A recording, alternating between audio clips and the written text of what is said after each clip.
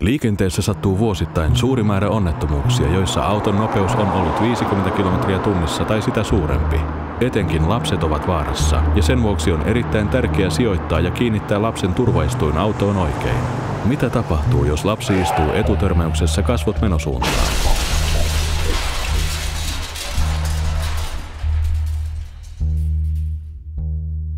Jos lapsi istuu etutörmäyksessä kasvot menosuuntaan, törmäyksessä kohdistuu suuri voima hartioiden ja niskan alueelle sekä lapsen päähän.